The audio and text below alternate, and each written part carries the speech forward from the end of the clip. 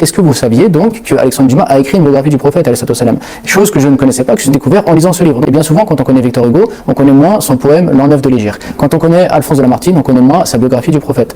Lorsqu'on connaît tel ou tel parmi les intellectuels, on les connaît de manière très générale, mais on ne sait pas que ce sont des gens qui se sont intéressés à l'islam, qui ont écrit sur l'islam et qui ont surtout un positionnement par rapport à l'islam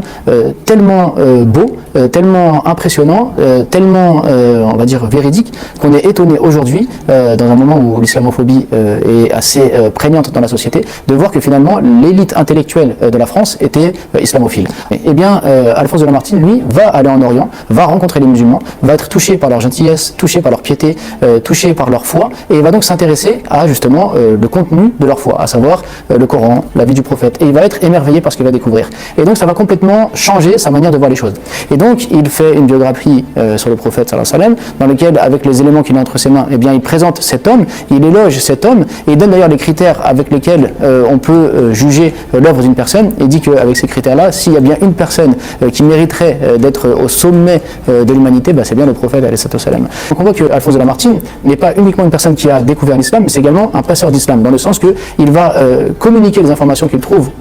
au sujet de l'islam, la beauté qu'il découvre dans l'islam, la grandeur qu'il découvre chez le prophète, il va le communiquer autour de lui, et donc ça va influencer Alexandre Dumas qui va écrire une biographie sur le prophète, mais également Jules Verne qui va écrire un poème qu'il intitule Le Coran, et ainsi de suite. Donc en fait, en découvrant Alphonse de Lamartine, on découvre une autre image de la France, une autre image des intellectuels français, on découvre l'islamophilie et non pas l'islamophobie finalement des intellectuels et des hommes d'État de l'époque, et on découvre donc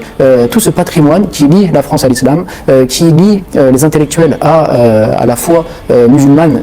donc on pouvait voir à l'époque en allant dans le monde musulman, et donc ça contraste avec ce que l'on connaît aujourd'hui, et ça permet donc de faire, enfin plutôt de dépoussiérer cet héritage littéraire intellectuel français qui a élogé l'islam, qui a été impressionné par l'islam, et surtout qui a été influencé par l'islam de manière durable dans sa manière de penser, dans sa manière d'écrire et dans sa manière de transmettre l'information.